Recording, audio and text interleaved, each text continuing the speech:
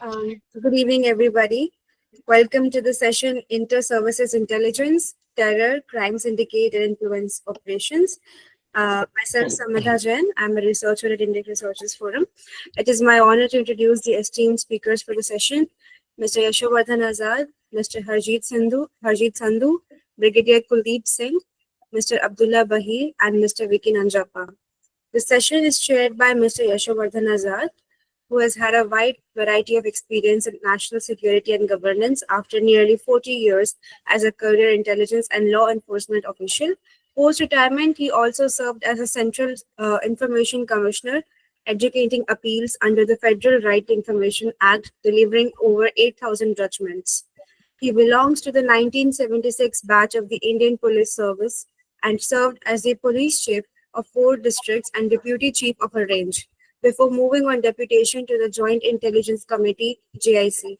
In 1997, he moved to the Intelligence Bureau IB, India's premier agency for internal security. In his career as an intelligence professional, he dealt with counterterrorism, security risk assessments for the nation's top political leadership, and on international security assignments in Pakistan and Bangladesh. He was also responsible for arranging the security of high-risk dignitaries such as the US President Bill Clinton during his bilateral visit to India. He served as a special director in the IP and later appointed as Secretary Security to the Government of India. He previously served as the chairman of Deep Strat and was recently appointed as the independent director of CST Advanced System. So we are honored to have you today this evening. Thank you very much. I'm privileged to address this as a chair in which I have distinguished speakers like Brigadier Kuldip Singh. In fact, we have something in common. I served in the Joint Intelligence Committee, the precursor to the National Security Council Secretariat, and we'll be really looking forward to hearing you. Harjit Sandhu, who has been a very, very valued colleague and one of the valiant fighters from Manipur, where he was indulging in counter operations. And I take his advice whenever I have to write or speak on Manipur. Again, and then we have a general there, which again is an honor to have. And lastly, we have another distinguished speaker. What do I say about ISI, which is a state within a state, which is extended its tentacles not only to Kashmir, but almost every part of the world, snooping, trapping, funding, and virtually involved in every pernicious activity. Just the other day, when you heard the Pak Army chief, when he procrastinates like a mullah on a two-nation theory, when he talks about Hindus and Muslims being different communities, whereas we in India consider Muslim as our brethren, and as equally an Indians as we are. So ISI, let me also take you back to the 3 most critical milestones in Jammu and Kashmir history, and it will be not out of context because we have gone through the worst carnage in the history of Jammu and Kashmir. The kind of bloodbath which has taken place in the Baisaran meadows is something unspeakable, and it has been absolutely heartbreaking. In the 26/11 Mumbai attack case, you saw the role of the ISI, you saw the role of the handlers.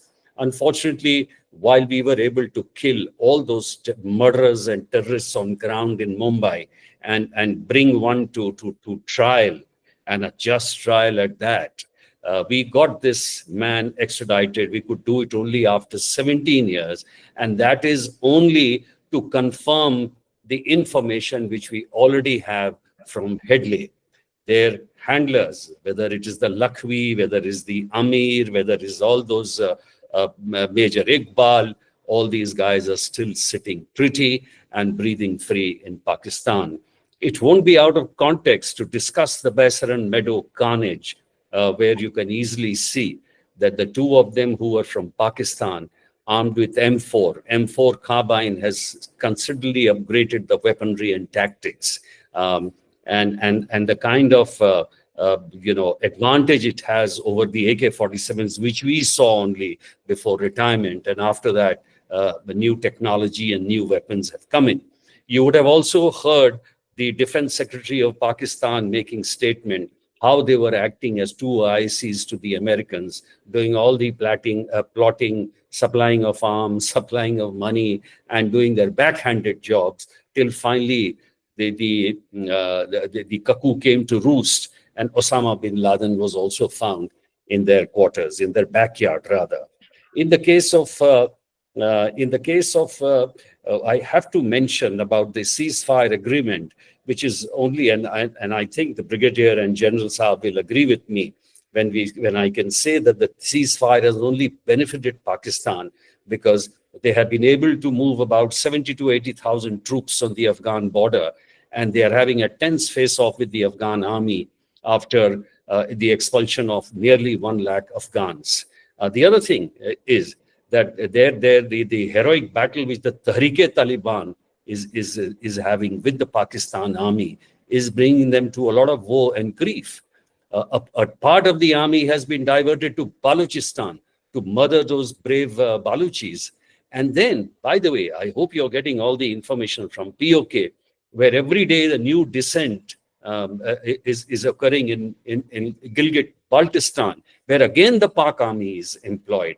Look at the investment of the Pak army under the ISI direction, that they are now there to protect China's CPEC interests in Pakistan because of the way the blowouts were taking place. They had to deploy a portion of the army. And lastly, it has only helped the ISI to focus and double down on its covert activities in Kashmir.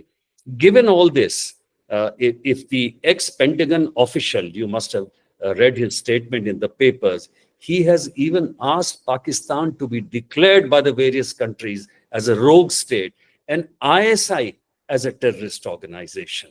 What better introduction to ISI you can get from a person and a country which has faced the biggest attack on the World Trade Center?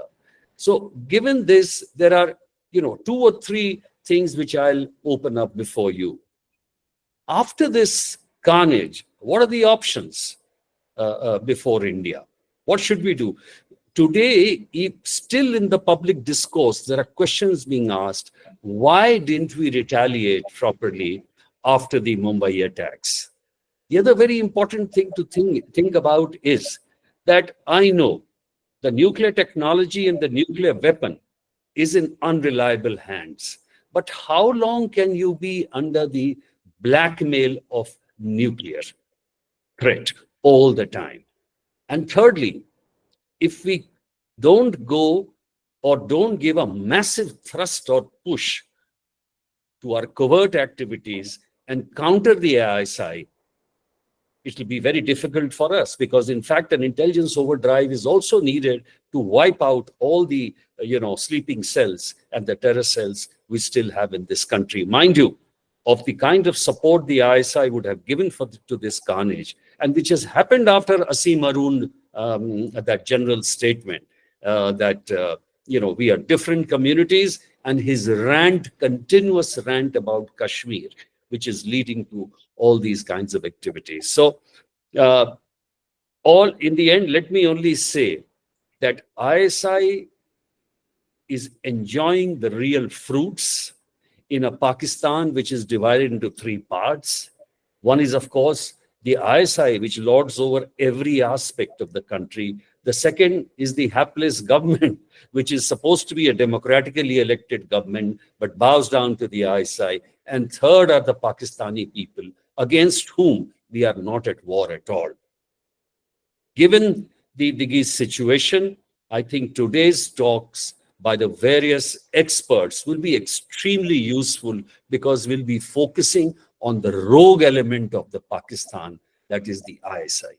I look forward to all the speakers and the speeches, and I hope, I just request, let's keep the time limit so that we can finish in time. Thanks a lot very much, and I call upon the first speaker, Mr. Harjit Sandhu. Thank you very much, sir. It is you introduced the subject very well, and especially it is always an honor for me to be speaking to you, but in this case, even sharing the platform with you. And like you started, I start with conveying my condolences to the families of all those victims of 22nd April Pahalgam attack.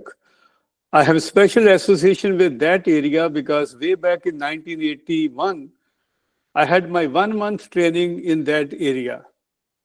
So I know almost the entire, when the picture appears, it looks like it takes me back to those days. That time we had a camp there. I was in IFS at that time, so we spent quite a lot. So it took me back straight away. And sir, you also mentioned about that 26/11, and let me share with everyone that I lost two of my very dear friends that day. Hemant Karkare, he was about to come to United Nations to join us. Only 1 week was left when this incident happened. And that time when it was being telecast on TV, I was continuously calling his mobile phone without knowing that mobile phone nobody is picking up. And then news came that initial. So anyway, it takes back. Now, coming to my specific topic, since we are to stick to the time, I will go specifically to the topic. It says organized crime groups, narco-terror, and ISI. So the convergence of these three, organized crime, narco-terrorism, and state-sponsored intelligence, they present a multifaceted challenge to global security. So these groups, what is organized crime groups? I'm not going into like definition for the classroom, etc.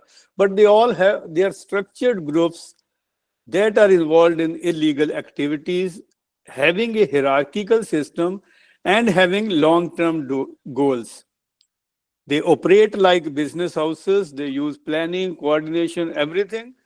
And their key characteristics, I noted down. One, they all operate across borders. That is very important.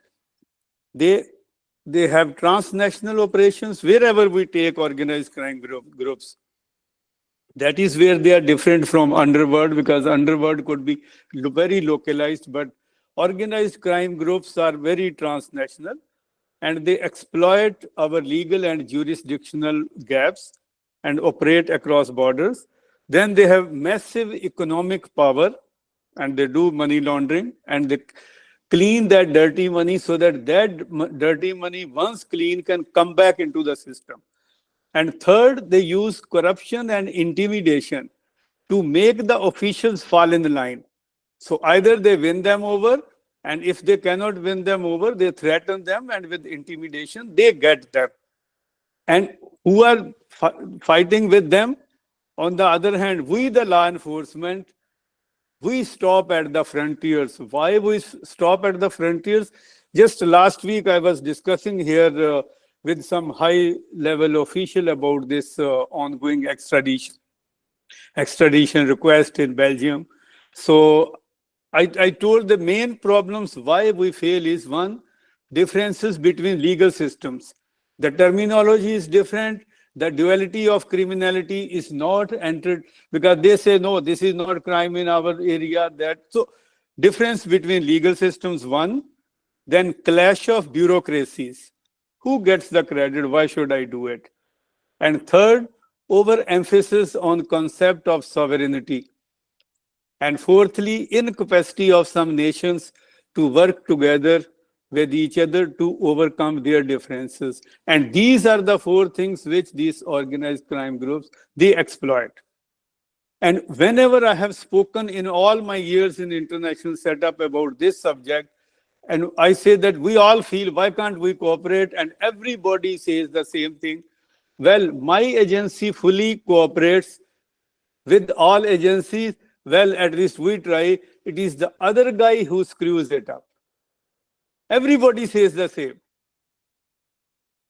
This right from Interpol days, I hear the same. When you say, oh no, we cooperate, it is the other guy who doesn't do. Then coming to the second part, the narco-terror. It is a fusion of drugs and violence. No, drug trafficking is used to fund the terrorist activities, and the terrorist activities are used to spread terror to make that drug trafficking happen. So it's like both are supporting each other. And in India, it has been identified as a significant threat, whether it is in Jammu and Kashmir, in Punjab and Northeast. On each one, we can have a separate discussion complete about that. And the tragedy of India is that India is sandwiched between two of the major producing countries, Golden Crescent on our left side. So Golden Crescent, Pakistan, Afghanistan, Iran this side, and Golden Triangle on the eastern side, Myanmar, Thailand, and Laos. So they both of the biggest areas. Khunsa has gone old, became politician, this one all. So that Golden Triangle was taken care. I went to that during my earlier days with DEA. So we know that area. I've seen. I'm not speaking on that, so we'll move to the third part quickly. But here I stop with the point that terrorism helps them to do the drug trafficking, and the money earned from there. Once it is earned, they do the money laundering, make it clean, white money, put it in the legitimate businesses, and then they run a legitimate business to show to the rest of the world that we are running a legitimate industry. Coming to the third one, Inter-Services Intelligence, ISI. There have been so many allegations. This is why they call it Pakistan's invisible government, if I can show it. The invisible government and the visible terrorist. So way back, Frontier Post of Peshawar had described Pakistan's, this ISI as Pakistan's invisible government. Same time, Dawn of Karachi described it along with the Pakistan's IB as our secret godfathers. And their activities include support for militant groups, all those you had already mentioned, Jaish-e-Mohammed, Lashkar-e-Taiba, Hizbul Mujahideen, etc. Some new one has just come, the TRF recently. Then their involvement in drug trafficking, and then their protection of the operatives. Look at Osama bin Laden. I have been in that area. I know that. I went there. In Abbottabad, next to the brigade headquarters, the man is living. Can we believe, or anybody in little good common sense believe that it was possible that they did not know? Again, we can have a separate session exclusively on that operation. I asked this unpleasant question to some of the powers that be there in the police and army circles that side, because when I happened to meet like you meet, and they obviously, in fact, one of them, their national level figure told me that everyone else comes under my command except ISI. I will not name that for obvious reasons, because I was there. And that also brings a difference. The public looks after us very well. You have been there, I went there. The public really, once you speak to people, the way they look after you, then you feel, are the same people. How the public loves you there once you go there. So taking to their role in, of course, we have Abdullah Baheer, so it will be good to hear from him directly on that. But if you look at that, since I investigated that part, so I will slightly touch on that. Those who have seen this Charlie Wilson's war,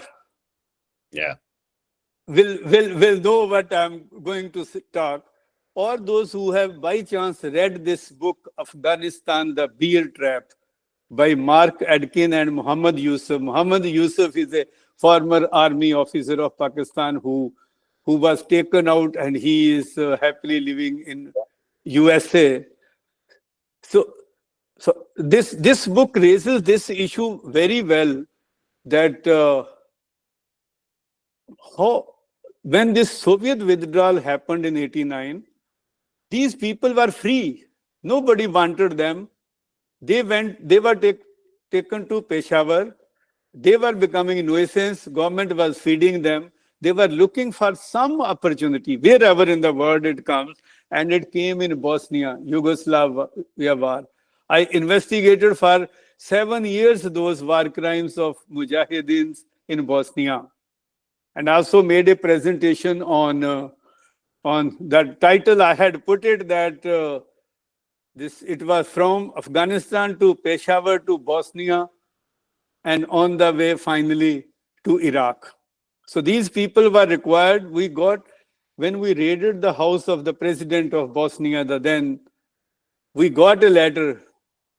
I have it with, I cannot show it, which was, he visited Pakistan. He was hand delivered that letter where it was written that our 1,000 highly trained commandos are available here and they will go back with you to Bosnia to fight. And these people, they beheaded there, the others, those who were like Croatians, Serbians, and I interrogated one of them. He thought I'm from Pakistan, so he opened up with me when I said Islam alaikum and all. He started opening up the type of things. So all that training he mentioned where it was done, and that is the full circle because these, and then 95 Dayton Agreement, the war in Bosnia is stopped. No, they again are needed somewhere. They are sent rest wherever in the world they do. No, there are so many we can speak, but I'm also looking at the clock here. So I will sum up very quickly. Now, if we take some recent cases, like, of course, you mentioned, sir, about this Mumbai 2611, that audio recording where somebody from ISI was directly passing on instructions. This audio has been played by our authorities in many UN forums, where he's saying, anybody you see, kill him, whosoever you see, kill him, that type of thing. But recent seizures of drugs, and especially the arrest of Harpreet Singh in Sacramento, California, it shows all the links. He had links with Khalistan Babbar Khalsa Group, BKI, he had links with ISI, he had everywhere. And the last example, I will put it very quickly, is this Mundra ports, 2,988 kilograms of heroin from Afghanistan via Iran, and that was 6th or 7th consignment. So that means 5 or 6 had already gone undetected. And the money it calculates is 12,000 crores in Indian currency. And now the NIA indictment charge sheet says that this money was going to Lashkar-e-Taiba. There are many examples I have, but just to save time, I will stop with that. On ISI will make this final this thing. I am told that ISI is the only intelligence agency in the entire world which is a revenue generating intelligence organization. And it contributes to the annual budget of Pakistani army. And they show this profit as windfall profit from putting the money in automobiles, washing powder, medicine, etc. But a closer look shows that it is a drug money and extortion money, which they legitimize through money laundering and later on show it as windfall profit that they got. And those last eight Islamabad High Court judges' letter is an eye-opener where they wrote to the Chief Justice saying this letter accused ISI of interfering in their justice. I have the whole description of that letter, but for the time being, I will stop it at that. And if there are any questions, when the questions come, then we'll come to that. So thank you so much.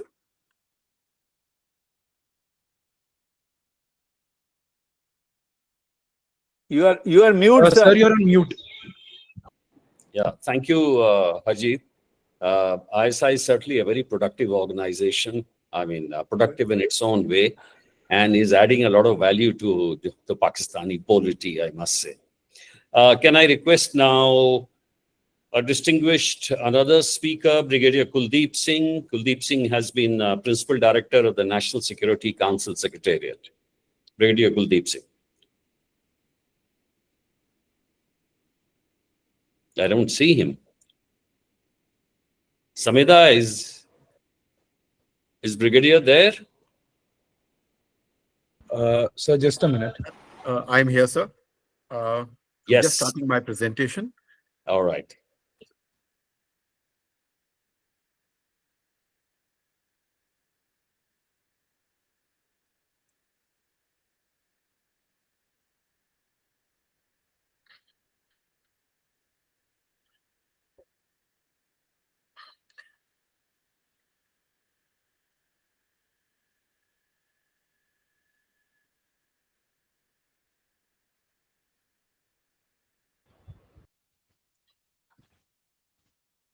Uh, Sir, we can see your 12th slide.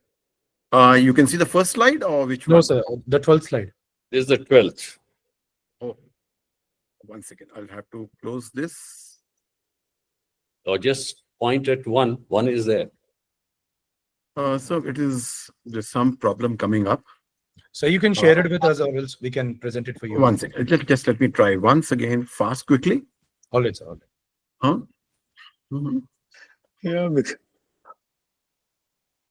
on this Google Meet is always a problem. That's why I made presentation, but I decided not to. On Zoom, it works very well. Yeah. But Get it seen Yeah. now, sir? Yes, it's okay now. Okay, sir. So I will request that in case somebody has to quote from my talk, may kindly attribute suitably. Now, I'll start with the fact that why nations sponsor terrorism. Although it's well known, but let me just repeat it. That is a far cheaper option than waging a war. No large military forces are to be raised, trained, or maintained. You just need a few hundred or a few thousand suitable persons and whom you can indoctrinate, train, then let loose and fund after that.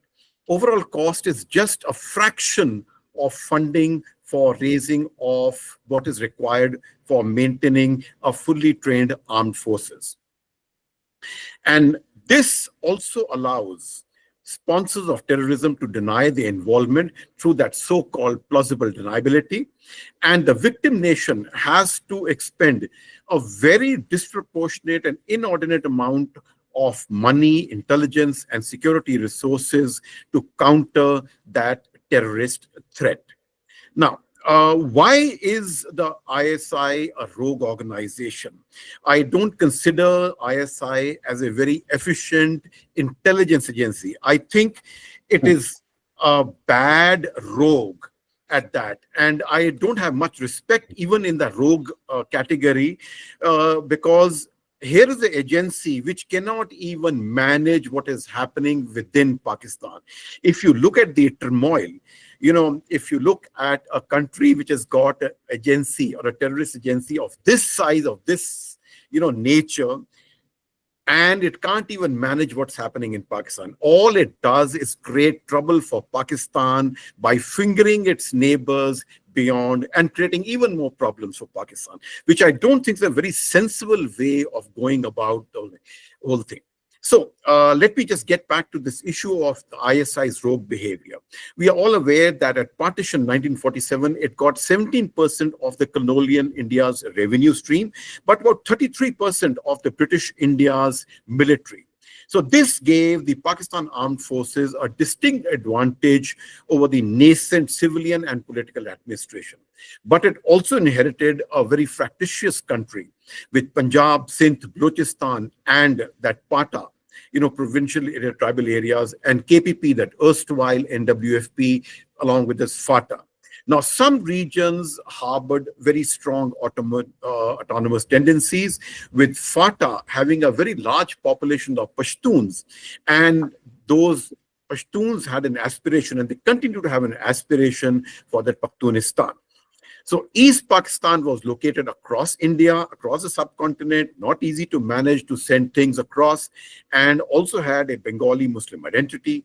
There were historical rifts within Pakistan between the Sunnis, the Shias, the Parelvis, the Ahmadiyas. Now, add to this the regional thing that the Pakistanis or the Muslims who had come from India were treated differently within Pakistan.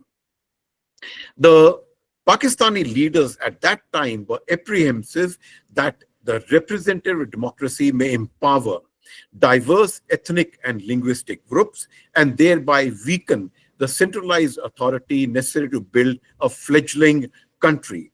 And this actually is what allowed the military to construct a coherent national identity, or try and construct it, and the military was allowed, predominance, and they took over predominance over a period of time with the various coups and all that. Another issue which they felt was the Indian support for Afghanistan, which the Pakistanis and the ISI, started to perceive as encouragement for Pakhtunistan. Now, add to this the USA-USSR Cold War dynamics. We had the USA-Pakistan alliance, the 1954 Mutual Defense Assistance Agreement, which was followed by the CETO, or which later turned into CENTO, and then the 1959 Bilateral Agreement of Cooperation, with Pakistan being defined as the America's most allied nation in Asia. And thereafter, Pakistan had very close military relations with USA and other European nations. This led to the training of Pakistan military officers in the USA and other European nations. And you're well aware that US and European military history is replete with many examples of how irregular warfare and industrial technology was used to help offset conventional forces asymmetry and various wars, and win various wars without really fighting major wars. The most classical example is the use of that so-called resistance fighters in Nazi-occupied areas during World War II, which actually started off this concept of using irregulars in a very large way. Now, because of the close links with the United States and many other Western countries, and the training of most Pak officers of that era in the West, most of them imbibed the practices of the US's military and the CIA. And that's the use of non-state entities, paramilitaries, rent an army, including irregular forces, sponsoring of terrorism and or insurgents to destabilize adversaries. And hence, Pakistan first used irregulars, but unsuccessfully, in 1947, and this was followed in 1965, and then, of course, in a very major way in 1999, Kargil. 1971, it lost erstwhile Pakistan, and then, having realized that India is not a pushover nation, but is a very formidable country, large, motivated, and having its own stakes in its own nation, it began looking for ways to try and, desettle or neutralize the conventional forces symmetry or the asymmetry with India. So then it began focusing on two aspects. The first one was nuclear weapons, and the second one was the irregular forces and the terrorist entities. Now, the events of 1979 provided traction. One of them was the Iran's Islamic Revolution, the throwing out of the Shah, which also sparked a wave of revolutionary Shia Islam. And we also saw large chunks of Middle East, coming in the throes of terrorism, etc., and all that. There was also the seizure of the Grand Mosque in Mecca. And this was followed almost simultaneously by the Soviet invasion of Afghanistan, in which the USA, Saudi Arabia bankrolled the jihad, with the United States training and arming the Mujahideen, with the, Al-Qaeda Mosque or the Brooklyn Jihad Center being one of the places where indoctrination was being taken place. The USSR withdrew from Afghanistan in 1989 and broke up in 1991. Now, the Pakistan military and the ISI studied this. And because, like as was mentioned by Harjit sir, in the beer trap, etc., they were first, hand learning all these things. And they drew two very important strategic lessons from this conflict and the Cold War. From the Cold War, they learned that whenever there's a nuclear adversary on account of MAD, most of them, nuclear adversaries tend not to fight directly with each other on account of escalation. Now, this is because if you read Clausewitz, you come to a very simple conclusion that war, and especially modern war as of today, is exceptionally destructive. Now, it's very easy to say that you can fight a small war. If you study war, there are two things which are very important to interject at this juncture. One, there is nothing called a limited war. There can be a war with limited objectives. There's no limited war, because in every war, both sides will try to use their maximum combat power in order to achieve objectives, and before the ceasefire takes place, to ensure that they have good bargaining tools. One, there is nothing called a regular war or an irregular war. All wars are regular or irregular. There is no gallant war in which, a lady is going, everybody stops and says, oh, there's a lady going, there's a child going, please stop, and we'll all have a cup of tea, shake hands, and then we start shooting. No. War is violent and fought with the best of the ability of both sides. So they learned that because of the escalation possible, immediately possible, war is either not worth the candle, it is the game it is being fought for, or it is fought to the full extent. So therefore, they learned that this is the reason that nuclear armed adversaries do not fight directly with each other, but use proxies. And one of the best proxies they learned was these irregular forces or terrorists whom you arm, train, and point and say, shoot, go that side. And this is what they learned from this thing. Now, so after attaining nuclear capability, Pakistan then began actively using these two strategic tools. That one was terrorism and proxy war into India, and also brandishing its nuclear arsenal and declaring that every war will be a nuclear war, in case India decides on any kind of punitive, action.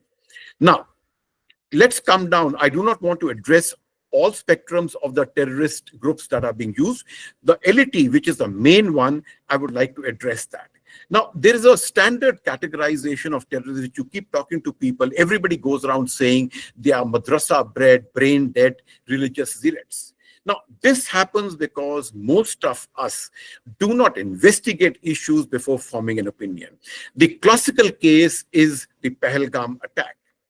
Now, it is now coming to light that there was a proper reconnaissance which was done and the target selection was done. That means they went through the entire attack cycle of planning, selection of a target, the political message that's to be sent through that. And after that, infiltration, reconnaissance of the target, surveillance of the target, attack and exfiltration. So this is not possible with this madrasa-bred, brain-dead religious zealots. And the reality is that most of the LET people, the quality of manpower is as good or as intelligent as the Pakistan Army soldier. Now, how do I say this? The Combating Terrorism Center, a terrorism center of the US Military Academy at West Point, had carried out a study of 917 militants, LET militants killed in India. Now, this study is co-authored by Dr. Christine Fair, of Georgetown. She's a famous figure. Everybody knows her. And the title is The Fighters of Lashkar-e-Taiba, Recruitment and Training, Deployment and Death. And now this has got startling findings. And it says that the LET recruits tens of thousands of well-educated, highly skilled young men from societal segments as the same societal as the Pakistan military. And they are some of the Pakistan's best and the brightest. And the Pakistan military and Lashkar are competing for the same guys. So that's why you say, they are efficient and capable of, executing the complete attack cycle. Now, that CTC studies goes on to say that between 1 lakh to 3 lakh received some form of training from the LET in the last 2 decades. Now, this trend continues. But point also to note is that we have not killed anywhere near 1 lakh. So there are a large number of these militants which are still floating around. The LT so-called social organization or charity wing, that's so-called, the Jamaatul Dawa, operates a network of legitimate law, etc., and all that, and which allows it to sustain its presence and, be considered legitimate on account of that. Charles Fedis, a CIS counter-terrorism officer who was posted in Pakistan for a long time, had this to add. He said that the LT operates in Pakistan openly and with a lot more ease than even the Al-Qaeda. And they had the ability to make connections with the Pakistani military, with well-educated people, and the cream of the society, which should tell us about the kind of people that the ISI hires through the LT and sends across to us. Now, ISI in JNK, to some extent, this issue has already been, touched upon by Harjit sir. I'll just, cover it briefly. We are all aware that the war in Afghanistan ended in 1988, actually. The 1989, the Soviets withdrew. The end had started to come somewhere around 1987 when the talks began between the US and the USSR. The talks had started to commence about November 1987. And the tempo of operations had started to decline around the beginning of 1988.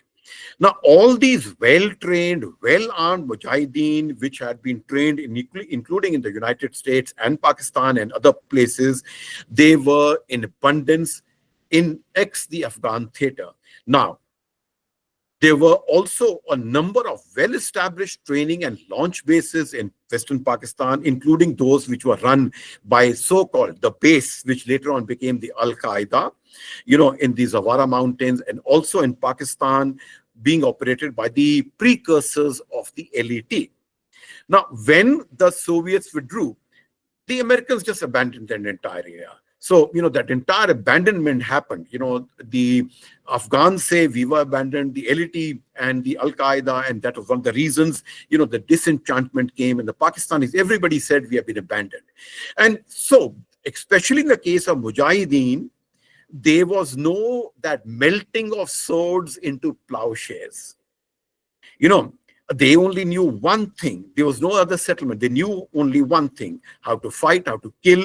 And when you do that with, not as a soldier, but as a terrorist or as an insurgent, the amount of power that you enjoy or tend to get psychologically, makes you not want to do anything else. So these people are available. Now, while in JNK, there was a perceived sense of injustice which was there because of elections, etc., and a few other things. So in many ways, the situation in JNK was some sort of providing a fertile ground. There was no fencing on the LOC. There was difficult terrain, and we had problems in preventing infiltration. There was also a poor understanding within us in the security forces of the use and the damage irregular forces can do. And you are well aware that even as far back as Kargil 1999, when those heights were occupied, the general attitude was, oh, we will clear them out in 24 hours. And you know how long it took. So there was very little, that in-depth, comprehensive understanding of how irregular forces can operate and what all are the capabilities that irregular forces can bring to bear, especially if they have a very powerful sponsor behind them, like the Pakistan Army and the ISI. There was also the lack of CICT training and acumen within us. So initially, what we saw was very well-trained, foreign terrorists coming in, and they really wreaked havoc. We saw that. I was myself posted over there, and we saw that the kind of, operations that we had to launch and the kind of losses that we took and how well-trained they were. Now, coming to Punjab, the propping up of Jarnail Singh Bhindranwala by the International Congress in order to marginalize the Akali Dal was a trigger. 1977, he became the head of the Damdami Taksal, and Baisakhi 1978 is that infamous shooting of 13 supporters of Bhindranwala by the Nirankaris. Now, Bhindranwala then was used by the Congress to counter the Akalis, which were then in power. So, he began exploiting certain perceived, injustices of the past and bringing up all that, things which he thought will appeal to the public. The Indian National Congress, even today, they say they thought they were just making use of a small-time preacher, with Kamal Nath even admitting that we never thought he would turn into a terrorist. But the reality, like I said, there's very little understanding of how irregular forces turn out to be. So it was a classical case that when you ride a tiger, you must be prepared to end up in its stomach. The LTTE is a classical example how that turned out. Of course, Punjab is a very terrible example, which we saw firsthand. I was also operating here somewhere around 94, 95. And LTTE was another example. So the ISI very conveniently found time and the motives and the thing to insert itself into this game and began leveraging it. Now, Mrs. Gandhi then dissolved the Punjab government, which changed the dynamics of Punjab state's politics entirely and eventually led to Operation Blue Star, which even today, as a soldier, I feel was not well planned. There were intelligence failures to understand what it was, and much of what happened in the night was a panic reaction. So the subsequently conducted Operation Black Thunder provides a context on how an operation like that really should have been done. It provides an excellent context of how to do, if you took Blue Star on one side and you put Operation Black Thunder on one side, both provide what we called, in the armed forces, a black and a white demo of what to do. It was an excellent operation. Black Thunder achieved every bit of aim without aggravating, public sentiments. Now, I'll come down to, why was the ISI really able to penetrate thus? Of course, this does not excuse the ISI, but the fact remains that within internally, there were certain factors.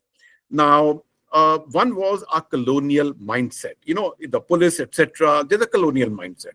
Also, our politico-bureaucratic structure is mostly deaf to reasonable demands. You have to riot, you have to set a couple of buses on fire, you have to derail a few trains, you have to stone the thing and, carry out rioting. You must get a few civilian casualties, and then these people go and sit on the street, and then somebody will come and say, Kya hua?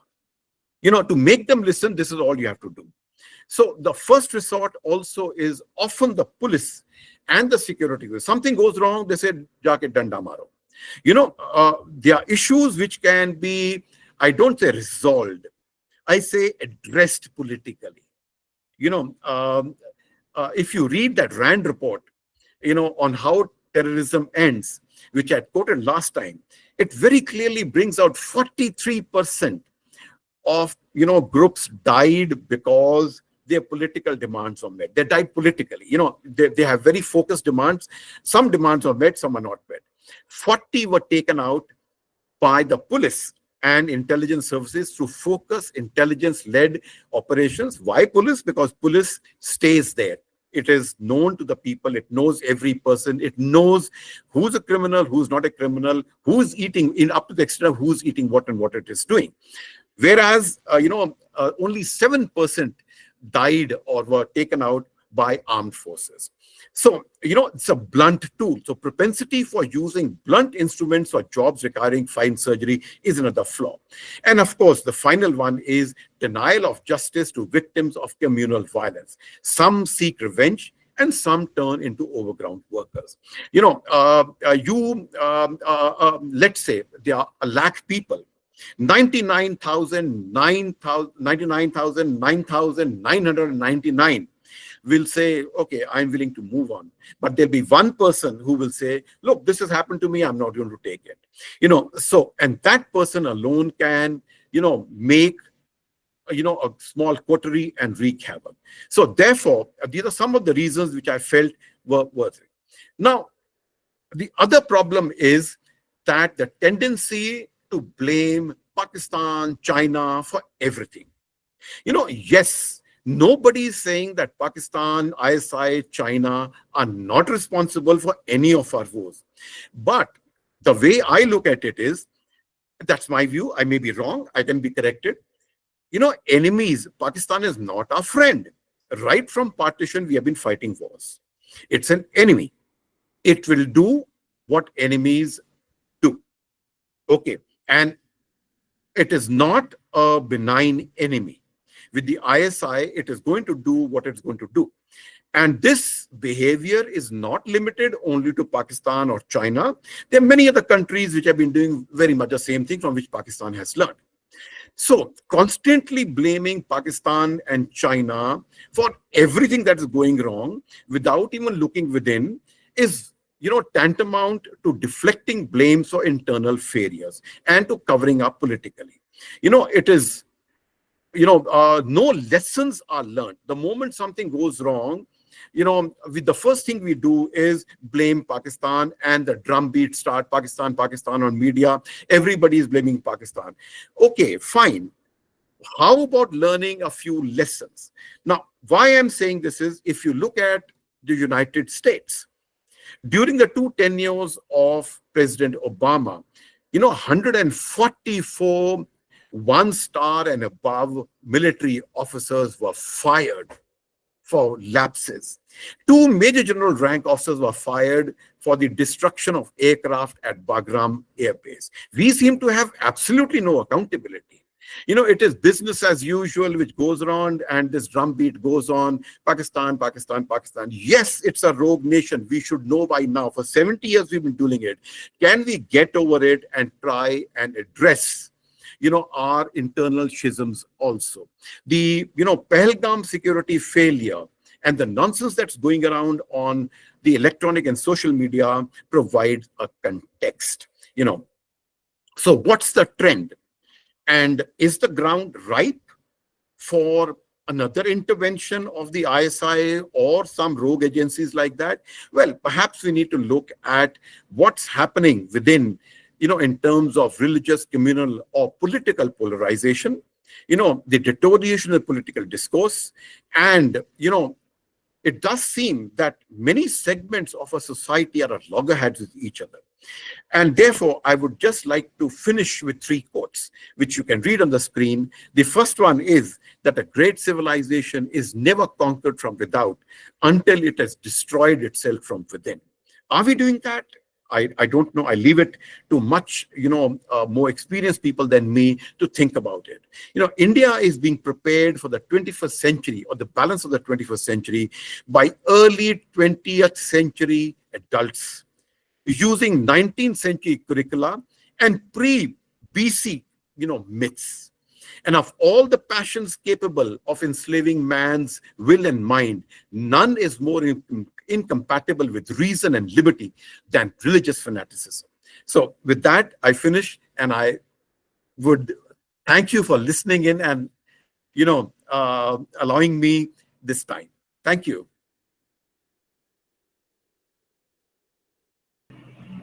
Sir, you're on mute. Thank you very much,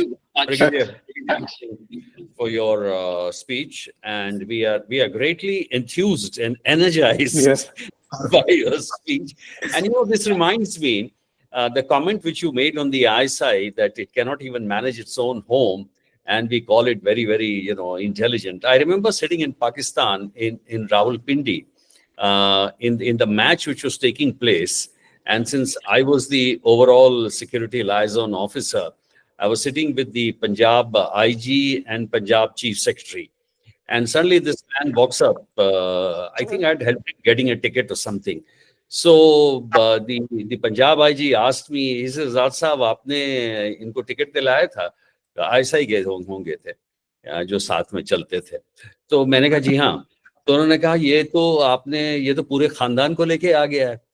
तो मैंने कहा ऐसा है sir कि कोई खास difference नहीं है. हमारे यहाँ भी एक पुलिस वाले को टिकट दो तो वो अपने पूरे फैमिली को लेके आ जाता है. एंड तो so final comment from the chief secretary था कि पता नहीं आप ही लोग इनको इतनी तरजीह देते हैं, हम तो यहाँ ऐसे ही हैं समझते हैं. He said that. So let me call upon the next speaker, and we Sir, have John Nomikos has raised a hand. Yes. Good evening, ladies and gentlemen from us in Greece. Is that good time for me to ask a question, or should I wait for the end of the panel? Do you have a question addressed for the brigadier? Yes. Can I do Okay. it for 1 second, for 1 Yeah, minute? let's do it now only. We Yes. can. All right, sir.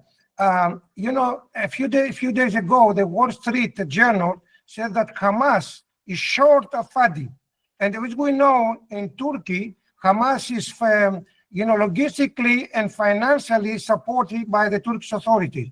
Now, my question is very simple: is there any way that Hamas, in order to receive funding that it does not cover, receive money, from ISIS? I mean, the intelligence in Pakistan, or from the Turkish authorities, to attack in Kashmir, and they receive, of course, some funding logistically. This is a scenario and question, regarded, or related to the role to the Indian intelligence services. Because as a chairman of the European Intelligence Academy, I watch India for the last 10 years. So is Hamas actively supported by ISIS and Turkish authorities as a proxy terrorism work to attack Kashmir? Thank you. Johnson, in this question, I would respectfully defer to Yashovardhan, sir. He has far more experience in this field, and he is, by his stature, rank, etc., he is far more informed about this issue. And I think I would request Yashovardhan, sir, to try and answer this question. I really don't have the expertise on this, sir. No, your question is that the Hamas funding, which is coming from the Turkish sources, can it be used here? Is that your question, John? I couldn't get it with clarity. Can you explain it again, briefly? Yes, I'm just, Mr. Azad, is any way Hamas receive money from ISIS, the Pakistani intelligence, and from it, the Turkish intelligence authorities, to attack in Kashmir? No, so far the connection between the Hamas and the Pak ISI might be for some tactical reasons here and there, but for Hamas and ISIS, it's a very, very long kind of a connection. We see ISI funding is enough in itself to operate across the border. In fact, ISI is plush with funds. And in fact, as Harjit said, that apart from the ISI, the Pakistan army itself is involved in every corporation, in all the revenue generating things in Pakistan. They are virtually controlling the economy of Pakistan. So ISI on its own has enough money to operate. In fact, about Hamas is very interesting that with all these killings, the Hamas does not make any statement at all. So it is in fact, in a way, it wants this kind of a genocide, so that more and more people get against Israel, and there is a kind of a public buildup. Thank you, sir. Thank you. Yeah. Now, can I request now our expert for the ISI's operations in Afghanistan? And our speaker is Abdullah Baheer.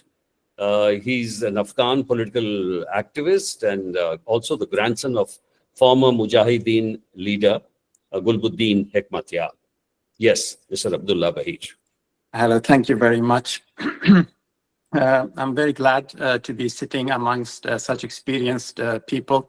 It's a very good chance for me to learn and listen to all of them. The issues in Afghanistan for the last 50 years can all be very easily and connected to ISI's working in Afghanistan and it starts all the way back since in 1893, when the Durand Line was drawn. It put a very big carve into the Pashtun tribes and made sure that the Pashtun become a weaker tribe in the nation, and for the British to be able to have a buffer between them and Russia. Then when we come down to 1947,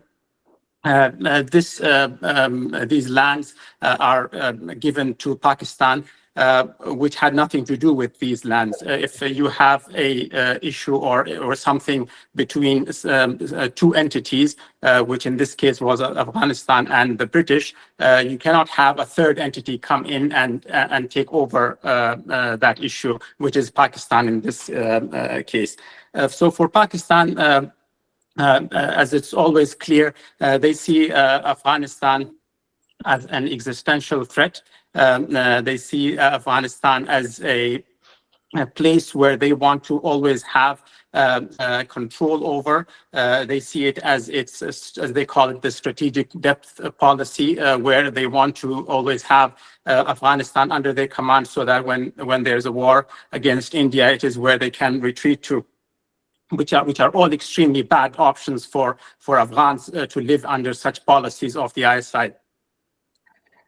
When I look at how the ISI started its work in Afghanistan, there is the beginning phase, which was in 1975, when the Prime Minister Zulfikar Ali Bhutto and the ISI, led by Major General Ghulam Jilani, also together with Nasrullah Babar, who was the head of the Frontier Corps at the time, they called in and made a safe haven for the jihadist people, the Gulbuddin people, to come and have a safe shelter in Pakistan, in the NWFP, which was called then, and now it's called the Khyber Pakhtunkhwa.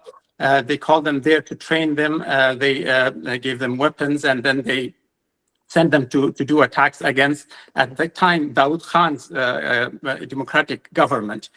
So at that time, you did not have any communist ruling. You did not have any Soviet Union in the country. It was Dawood Khan's democratic government at the time. And these people betrayed their country, and they went to Pakistan and then started attacks. These attacks, then they attacked Nangarhar, they were attacks in Panjshir and different other parts of Afghanistan.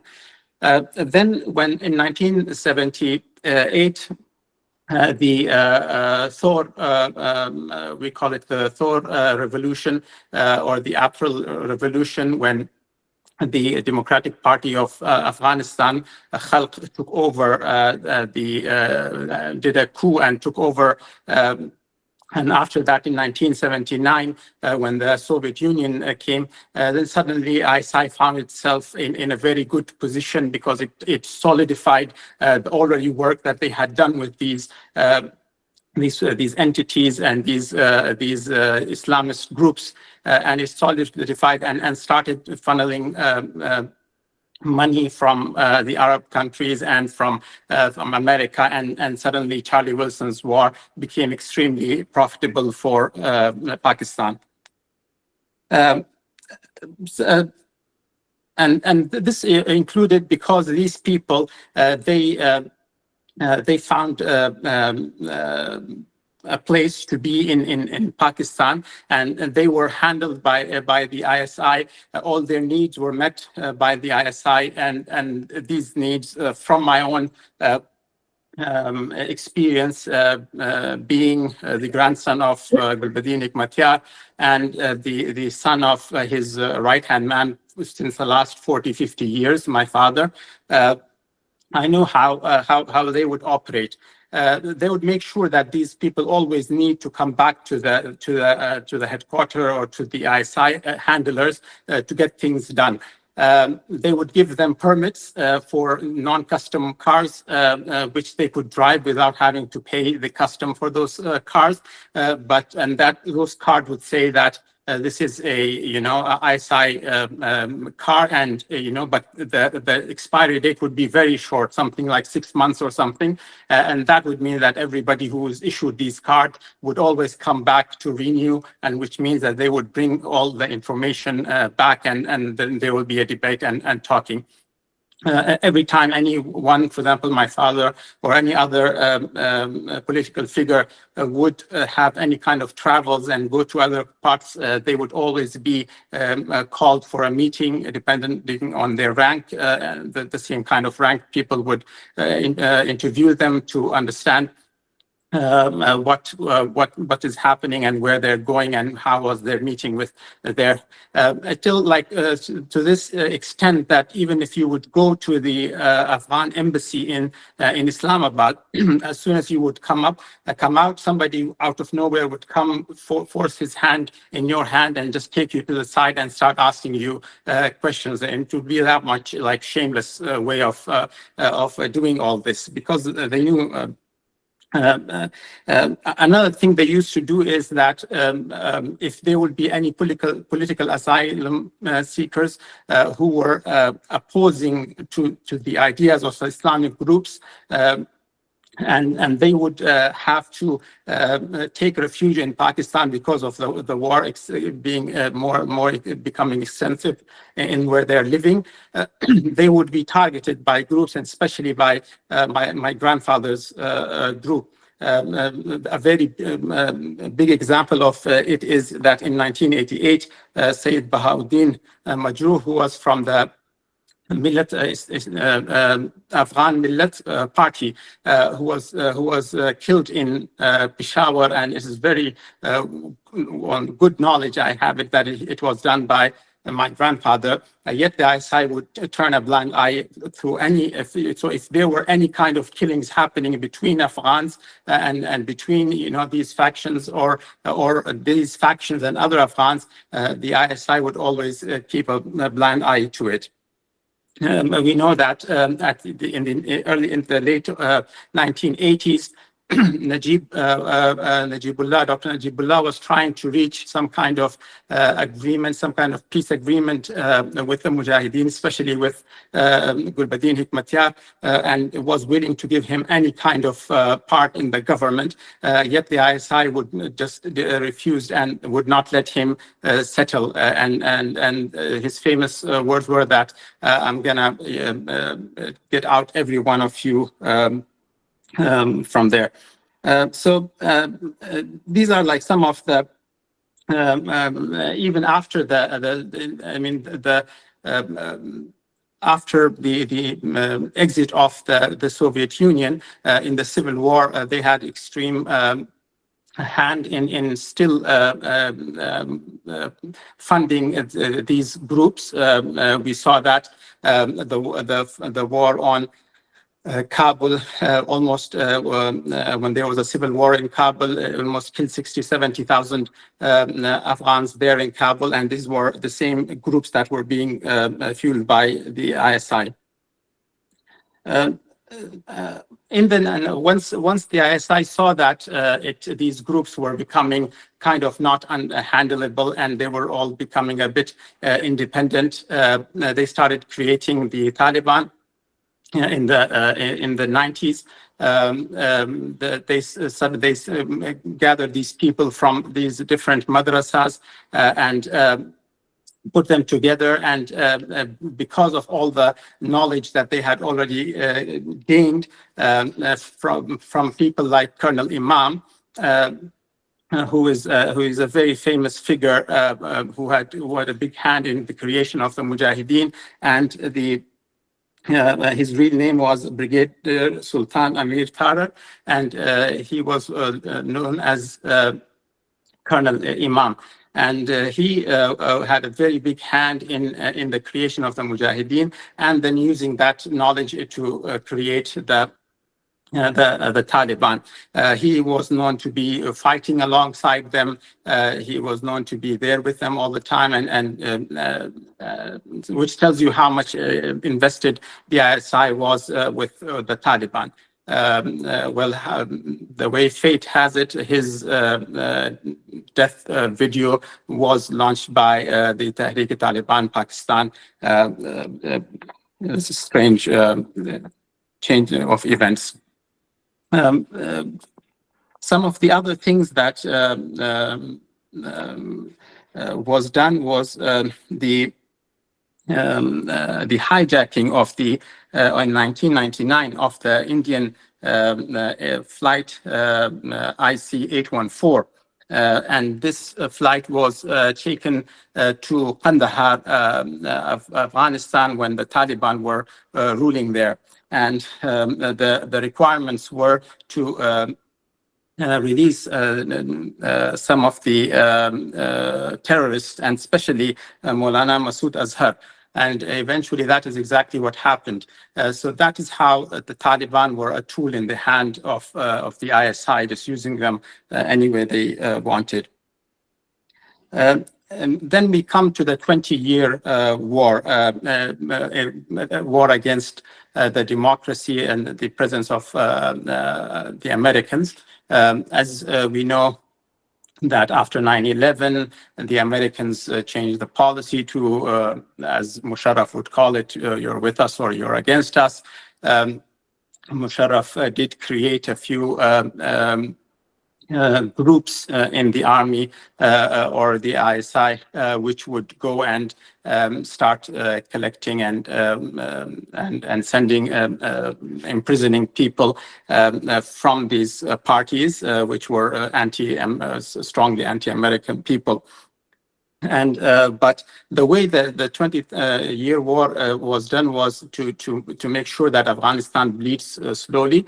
There was no, you can see that the numbers for the American and the NATO deaths in these 20 years is extremely low compared to the 70,000 plus.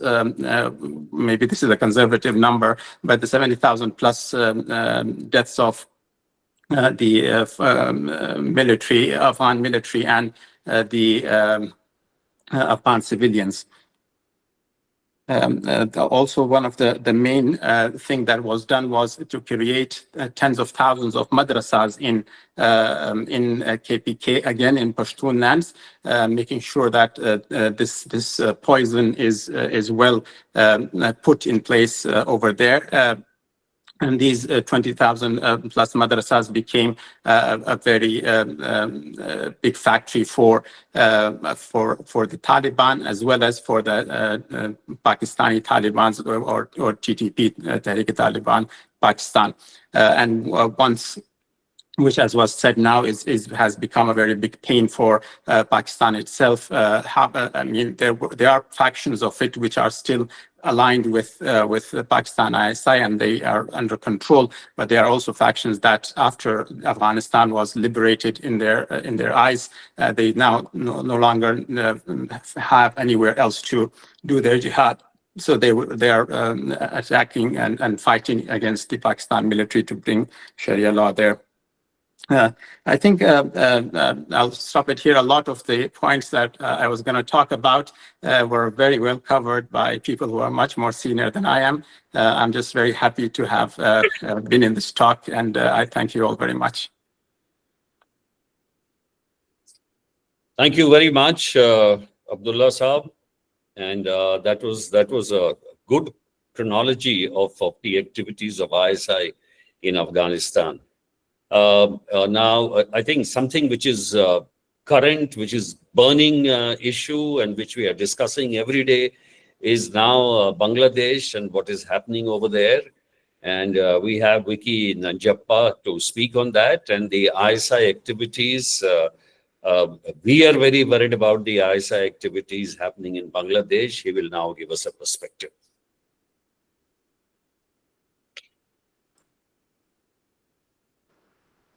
Thank you so much. I'd like to first start by, with my heartfelt condolences to all of the families of the victims who lost their lives in Pahalgam. I mean, to be very honest, I've covered many terror attacks. Nothing has gruesome as this. So I hope the response will be strong. I'm sure it will be.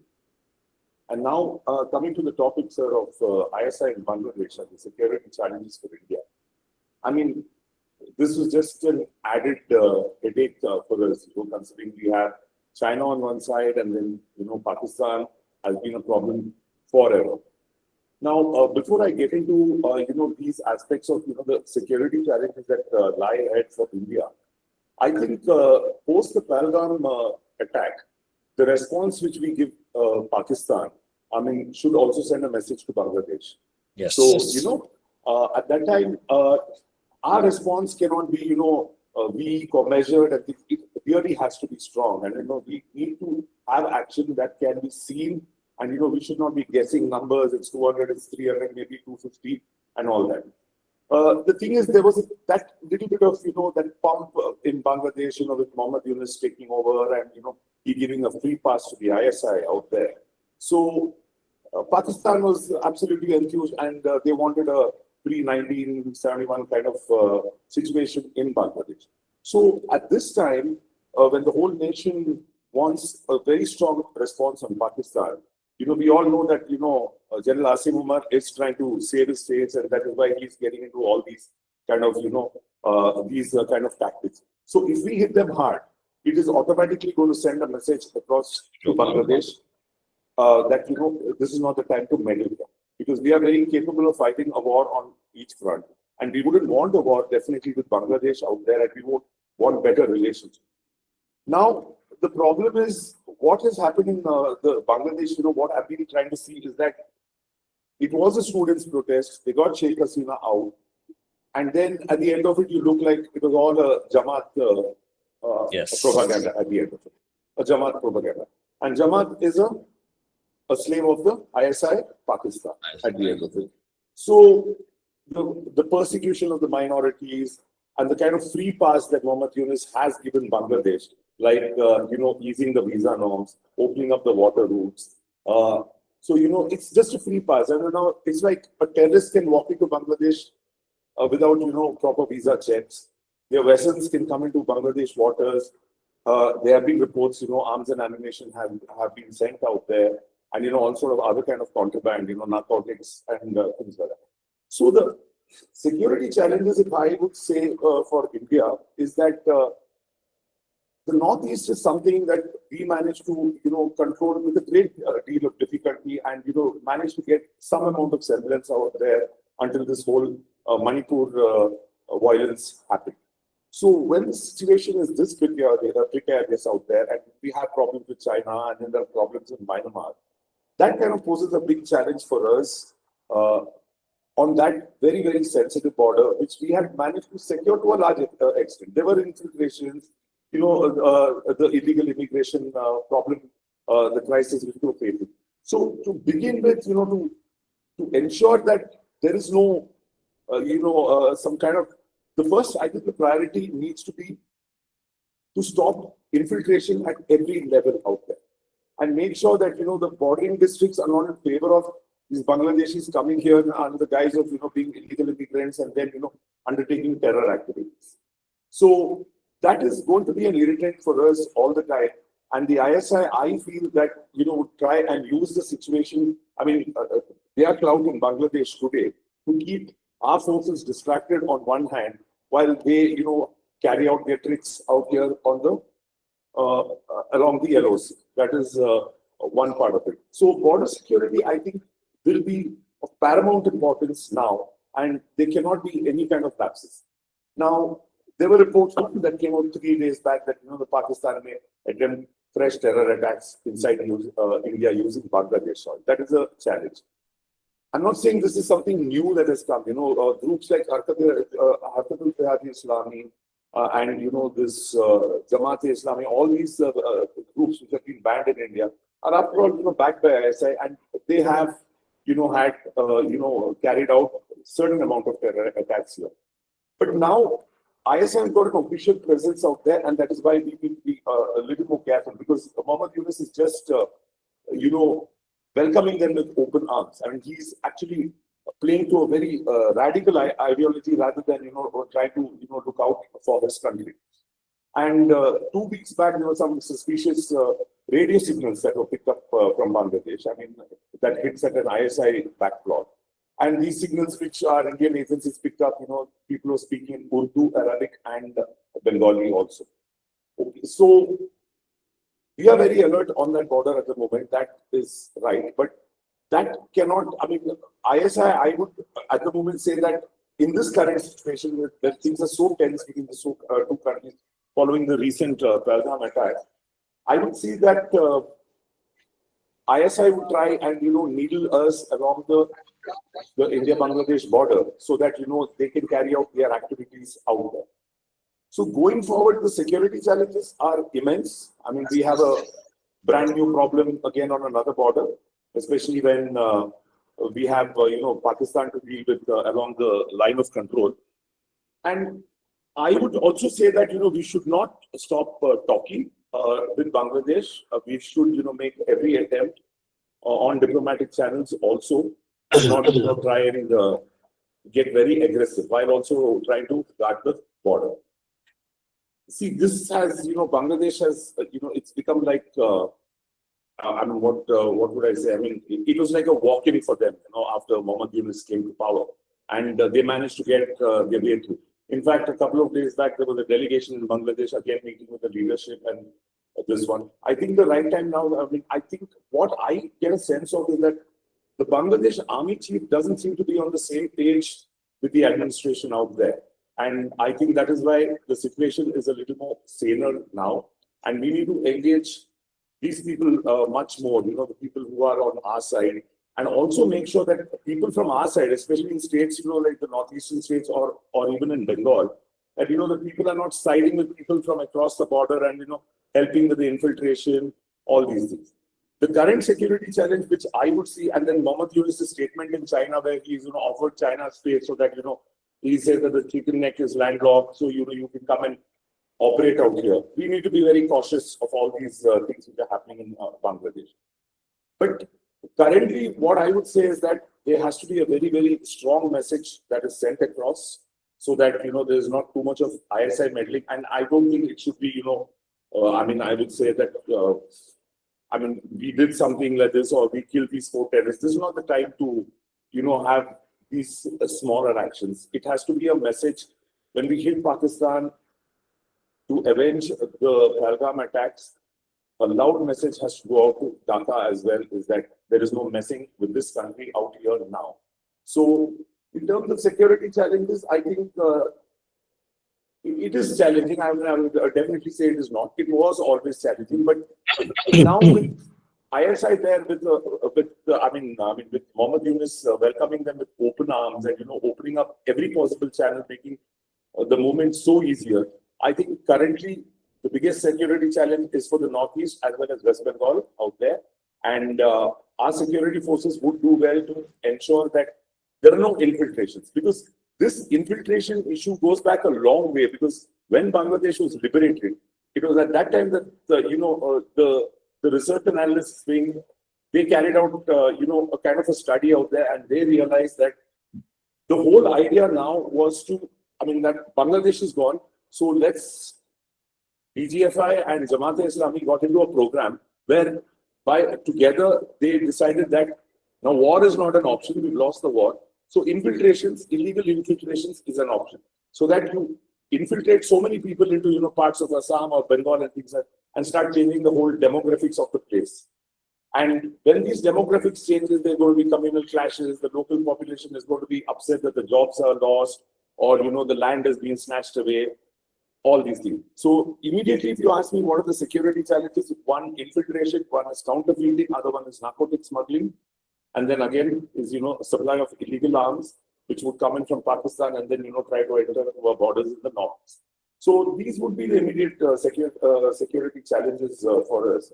I think so far we've done well. We have managed that issue. I think there is a bigger issue on the other border now, and the sooner we hit them and the harder we hit them, we need to send out a message clearly to Mohammad Yunus that the ISI is not your option, we are.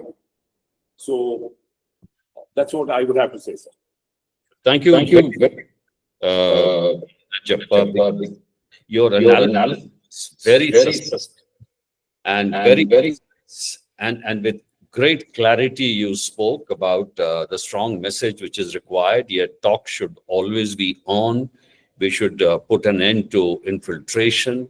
And I totally agree with you when you say that there is a level of sanity because army chief is not on the same page. It's because of his garrison which moved into Dhaka that brought a sense of, control. Otherwise, everything was out of control, even the police. And in fact, the other point also you mentioned was about Mr. Yunus, who's a boy in the woods because the chhatra, wo shibir guys who are the students, they want a pie of the administration after the elections. And therefore, in our interest so far, till the army is there settling things, is good for us. While in the meantime, we work out our own options. Thank you very much. Now, there are a few questions which had come in. Samidha, you want to deal with that, or Samidha, you want to deal with that, or should I Yes, deal? sir. I'll just go over them and then maybe the panelists could answer But them. please by turn. go over very quickly because I have to leave in 10 minutes because I told you 7:05 is my okay. All right. Carry on. So, sir, Irfan wishes to ask that has the revocation of Article 370 failed to curb terrorism in Jammu and Kashmir, given that attacks have persisted since 2022? Look, Okay. the recent Pahalgam attack. And I think sir has already rightly pointed out in the chat box. But if other panelists could also express their opinions and analysis over this, just quickly. Can I answer on behalf of all the panelists? Is that okay? Yeah. Yeah, sir. See, Article 370, don't link it with terrorism. You see, Article 370, the issue was that, why should an article still remain hanging around? Though it was, sufficiently, mutilated in the sense that there were been so many laws which became applicable to Kashmir. But 370, it wasn't, if somebody was politically propagating it, that is different. But Article 370, there or not there, does not really impact terrorism. Because ultimately, what is impacting terrorism? There are two things. One is they are a security grid, which is pretty strong. If you see the trend of the crime, the number of violent incidents, they are going lesser and lesser. But yes, in between, these things will happen. But from this, you cannot conclude whether whether the administration is completely broken down. Yes, the second part which I want to say is that 370 is about, in a way, integrating Jammu and Kashmir to the rest of the country and saying that it is like any other state. That is the and yes, I agree with you. Statehood should be given now, so that you get people involved, you get more intelligence from the ground. So in that respect, that is how you should treat the organization. Yes, I think General Prashad wants to say something. Good evening to all, and it was a very enlightening talk by all the speakers. And I have 2 points, whether they can be enlightened further or just to add on. You see, any country to have a good security, it's very important that there is a national security doctrine itself. Now, this national security doctrine has to be political party proof, in the sense that any political party coming to power in the center, we have seen that they look at it, especially the neighbors, look at it in a different way. One party, when it comes to power, they see, no, negotiations are the best way. Second one comes, they change, and they say, no, it's not that. We have to take eye for eye, tooth for tooth. We have to take revenge. As in the case of Pahalgam, rightly so, we should take. So when I was there, we had written as a group of generals to the government that we should have one national security policy which is signed off by all the political parties, and this should not change at all. It should be permanent. And if there is a change required, it should be with the consent of all the political parties. That's one point. And secondly, we have talked, many speakers have talked about the intelligence aspect. You see, Blue Star, those operations, which one, there's an intelligence failure. We had Kargil, there was a lot of furor that there's an intelligence failure. You take this Pahalgam, a speaker brought out that it was not a random operation, it was very well planned operation. There were recces carried out. But in that case, why is it that we are lacking it in intelligence setup? Why can't the intelligence setup be more spruced up and then made robust so that we get to know well in advance rather than having something to happen and then react and do postmortem? These are the 2 points. Thank you. Brigadier Kuldip Singh wanted to say something. Quickly, sir, I would like to answer 2 questions on this, sir. So one is, it's a very unfortunate in this country. So I was the Director Intelligence Coordination of the DIA from 2002 to 2005, and then I was in the NSC till 2016. And I keep following after that as working in the MHA.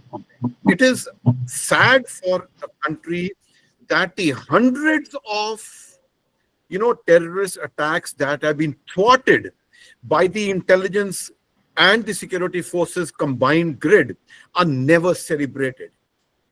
The problem today is, sir, that, we have to balance so many things.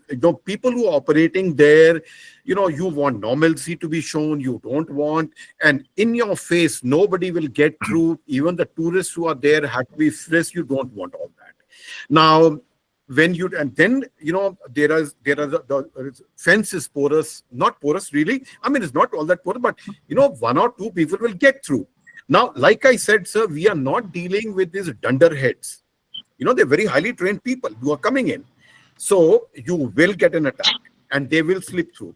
And that's exactly what I've written in my article also, which is published in the Indian Express as also in the Quint, that if the people maintain security, good communication security, also, even if you have an insider, let's say we have an insider within the LET, if that group commander, limits the plan to a small select group and infiltrates him through and follows the proper attack cycle, you will not come to know. Not an intelligence failure, sir. It is just that we missed out on this thing. Second, about the national security doctrine, there is one. So we made it. The problem is that people just don't seem to understand that there is, we are not the United States. The United States writes. It publishes a booklet also called, it publishes in fact 54 booklets, which are associated with all this thing. And they write, the power of China, the military power of China, what China is doing, and they label China as an enemy. Would you like to have NSD in the public domain, which talks about Bangladesh, it talks about China as threats, and Myanmar. So there is a national security doctrine in place. It's just not that we are just blundering around the countryside. And in any case, sir, let me ask, you think the chiefs of our country, the NSA, just do not know what to do in absence of this paper? There is all that there. It's that, that organizational collective wisdom is there for people to follow. It is just that we want this one piece of paper. This one piece of paper is not going to do it. There are 54 other documents related, which the US publishes over a 4-year cycle. Just one paper, this booklet is not going to do anything. So that's all I had to say. Thank you, Brigadier Kuldip. In fact, Thank you so much. Let me just add, both the distinguished speakers have already spoken that this government has said that they are preparing a national security doctrine. So let's see.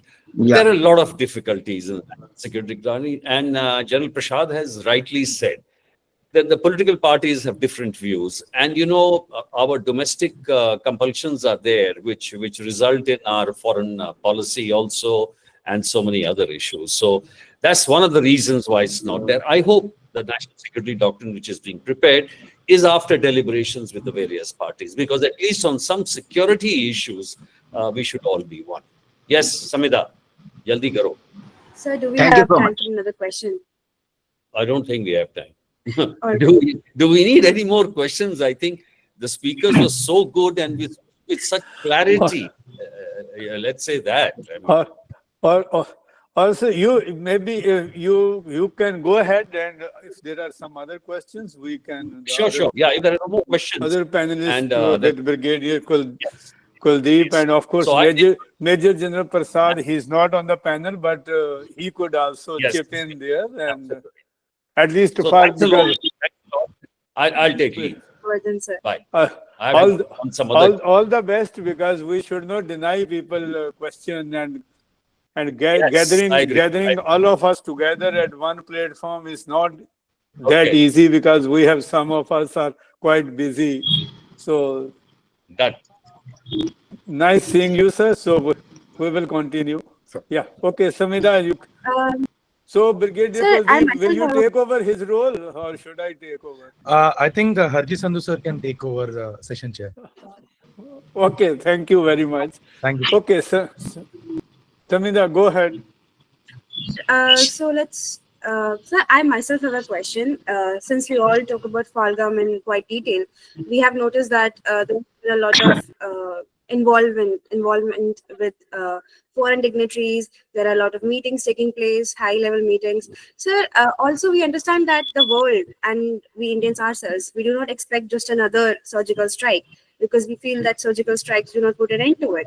So what exactly do you think is happening? Is something big happening? Is there actually war happening? And if a war happens, if a war breaks out, is there any chance that the ISI could have terror attacks all over the country? If yes, then are we prepared to tackle it?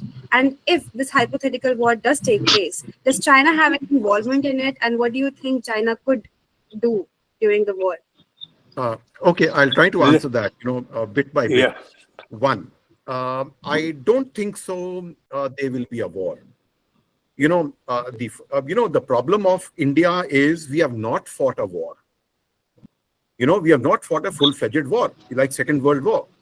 And our people, if you see Twitter and the social media, it is full of, these brave calls for a full-fledged war. Now, that's because people haven't seen a war. They think it is PUBG. They think it is, PUBG, or it'll be like an encounter of the police in which you surround some people and shoot them dead. When war comes visiting, a full-fledged war, Pakistan, all said and done is, we will prevail. We can finish them off. But in the process of finishing them off, there will be damage also to us. So when war comes visiting, everyone, then people will realize what modern war is. One. Second, the amount of damage that can take place in a modern war, full-fledged war, is tremendous. Third, are the escalation dynamics. You see, you have to remember Pakistan is a linear country.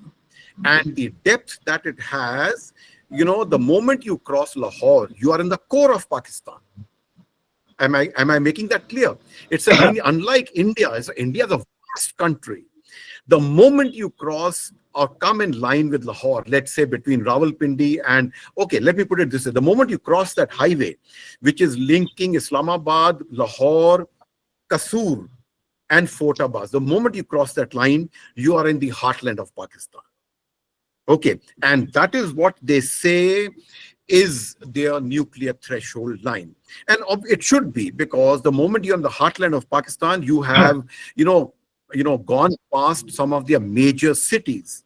So therefore, one of the options is to only limit ourselves to a 10 to 15 kilometers, depth and carry out. The problem is then the game worth the candle it is being played for. What is war? If you look at war, the aim of war at the end is to make the other side kneel down.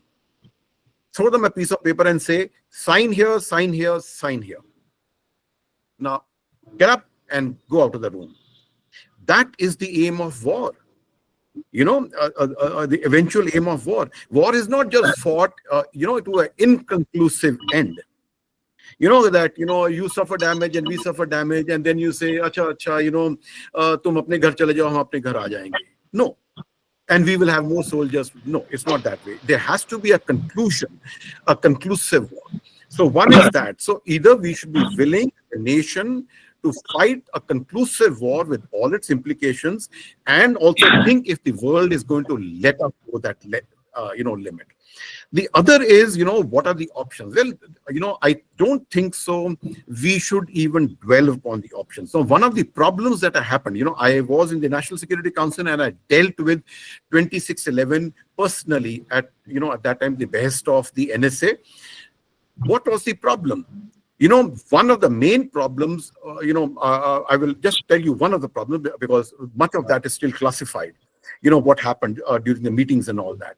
One of the main problems was that the moment, this talk started, we are going to strike, we are going to strike, we are going to strike among everyone.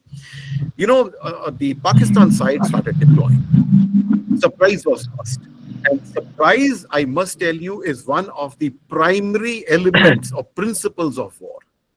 If you can achieve surprise, a small force can kill a much larger force or prevail over a much larger force. Now, the moment you everybody started making this noise. So yes, I must say, let's have faith in our government. Okay, it's a wise, sagacious government. It is also supported by wise, sagacious organs. You have the armed forces, you have the CAPF, you have the various ministries, you have the RNAW, the IB, etc., and they're all very, very different. These are not individuals giving opinions. There's a collective wisdom which is going to be distilled and spoken at the CCS. Okay, let them decide. And I'm sure they are going to decide, and they will decide well, and there will be punishment. Have absolutely no doubt about it. A lot of people today are talking about this Indus Valley. I hope people are aware that Pakistan is already a water-stressed state. It is. There is something called a water security. I think the level is about 1,000 liters, or 3,000. I'm not really remembering the figures. There is water scarcity and there's a water stress state. Pakistan is already a water stress state. It is really going to hit them hard, even if you stop a bit of the water going there. So there will be retaliation, there will be punishment. Let it come. Okay, so let's not start conjecturing about these issues in the way we do. Thank you. Thank you, sir. Thank you, Brigadier Kuldip. Thank you. That's very good. Saminda, you have something more, or I wanted to actually give some chance to Major General K.R. Prasad if he wanted to say something before we close. And then I had quite a lot for actually Bashir particularly, but then Baheer, sorry, not Bashir, on that. But that we will see in the end. Anything, Major General Prasad, you want to say, very like in a 1 minute or something? Your wisdom? Yeah. I think Brigadier has brought out very well everything. And definitely war is not an option at present, and war should not, because as he rightly brought out, what are the pitfalls of going for full-scale war. And the response for this Pahalgam, according to me, should be not one-pointed response, but it should be diplomatic, it should be political, it should be commercial, and it should be military. All, like for example, political, we already taken in the sense of Indus Valley events, they have already, idea has been written to Pakistan government. Similarly, diplomatic wise, we have seen all the diplomats have been called and briefed accordingly as to what has happened. And so this ensures that international environment knows as to what is happening in this area. And military, as we said, it will not be a full-fledged war, but we will choose the time, the place, and the methodology where we want to punish and how we want to punish them. And that punishment should be such that they should remember for a very, very long time. That's what I would like to add. Thank you so much, General Prasad. You are very right. That has to be done at the proper forums and not at the election rally or somewhere. So there are some ways to do, and we have with us friend from Greece also. So if John Nomikos, you want to say 1 minute, any comment? Anna, yes, sir. Yeah. First of all, yes, sir, it was a really good, conference. I'm not a specialist on Pakistan issues, but I think India is a great country. No matter what about it. So what I feel, because we have a Pakistani community in Greece, which creates a lot of problem, I have to say that, not only in Greece, but in Europe, I always, for the last 15 years, I say to my colleges in academic and security professional, in India that we need to increase our intelligence sharing between India, Greece, Cyprus, and Israeli, because things that you face in Kashmir today from the same guys, Pakistanis and Turkish, unfortunately, they are touching us and we face similar issues. And something else that I want to share, remember, India is an emerging and great power, not in Southeast Asia, but in Europe. And when we see Indian Air Force, Navy, Armed Forces, and Special Forces taking place in the Eastern Mediterranean and in Greece, certainly we need to protect our national interests, touching India, touching Greece, touching European Union, touching United States, touching Israeli. We common enemies. We need to join forces. We need to have solidarity. And the best way to prevent Kashmir incident or any kind of a critical incident in Europe, terrorism, is to join and share intelligence sharing between India and the European Union member states. India must be close to Europe, close to the United States, and isolate Pakistan and China. I want to say thank you, Harjit, who provided me to say everything I feel in 2 minutes. Thank you very much, John. You said it all. And here in Brussels, I'm in Brussels, so Brussels is the capital of the European Union, and we are definitely those people who are here. They are definitely going to take that. I would just like to add one thing. I think Brigadier Kuldip mentioned it little that ISI, they are not like that highly trained or something. They are more of a rogue elements. I will add to that, not that I counter, I add further. Yes, they are indeed. In fact, if we go take it back to that Soviet withdrawal after that, there is a not that much talked about.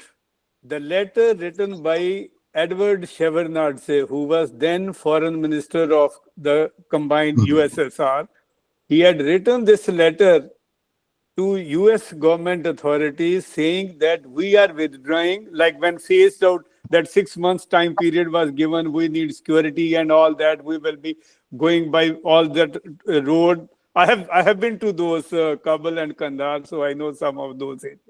And Dostan's area also been. So when they said one final point therein was, we are withdrawing.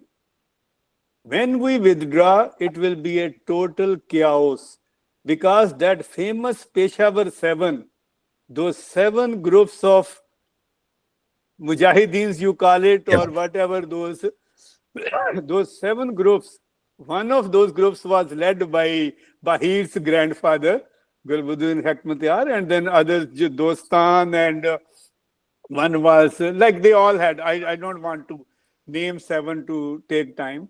So they were told that when we withdraw, these people need to be controlled. So we withdraw, you should ensure that it is controlled. That did not happen. That effect till today we are facing, because those 7 groups, then they were like all law unto themselves. And in between you add few of those extra groups like Panjshirs and other. So it became a total mess, and CIA did not want, ISI did not want that mess to be solved. As a result, that vacuum was there. Those people moved to Pakistan, and then later on in Bosnia. In Bosnia, we wanted to actually indict one of the generals of ISI. The government did not hand over. If you have heard the name, I think it was Javed Nasir or some name, Nasir, Nasir. So he was that time DG, Director General of ISI in 92-93, when these people, they not only provided in humanitarian aid, they provided weapons to Bosnian Mujahideen, they provided soldiers there. Those people did beheadings, and I had the chance with my team to investigate some of those people. And that effect we are facing till today, because those people from Bosnia, then they went to various other places. And when Bosnia was solved, some of them came to Kashmir. So they started problems here. Others went to, I have a full history of these people who from there started doing. But just to add that ultimately this rogue element, this is what they are responsible for where we are today. Thank you very much. And we still have, I think, 7 minutes more in our time. So anyone else wants to add or something? Or any question further? I can just add, sir, that if you notice, the LOC has been made a little active. You know, as Yashovardhan sir very rightly brought out, I think, you know, the peace on the LOC or the ceasefire on the LOC, of course, it benefited us, sir, because we have many, you know, cities and or towns and villages next to the LOC, you know, in J&K, etc., and all that, starting from the Chicken's Neck upwards. But they benefited more in not in terms of this thing, but in strategic terms. You know, they were able to just virtually deploy themselves. So if one of the good options is to fully open up the LOC, and I would just like to tell people, you know, that India, we have the Smirch, the MBRL, with a range of 100 kilometers. You know, 100 kilometers means that we can reach into the depth. But the only problem is we have to be very careful that we also don't go and kill women and children, because then, you know, so our targets have to be chosen very wisely and then hit very credibly. You know, but opening up the LOC is a very good option in the way that, you know, that will now ensure that they are forced to defend it. And if they don't defend it, well, we always have the option to push them back at least a couple of kilometers inside. So, and that is below the threshold. If they want to repeal the Simla agreement, good for them, good for us. You know, so I just... Sir, we have more questions here. Yes, we can take it quickly, Sumita. We have still time. We can take. We don't need vote of thanks. We can take in that time questions. Okay. So Sunil asked that, can the water treaty, the Indus Water Treaty, be effectively and permanently suspended by India? Then there's another question by Utkarsh. She's asking if ISI's multi-dimensional strategy across South Asia and India's counterintelligence and diplomatic frameworks evolved fast enough for them to counter hybrid threats in the cyber-enabled influence operations. Brigadier Kuldip, you have been in that committee. I think you take it. Better, it will be better for you to take it. I can speak, but yours will be from insider information. Yeah.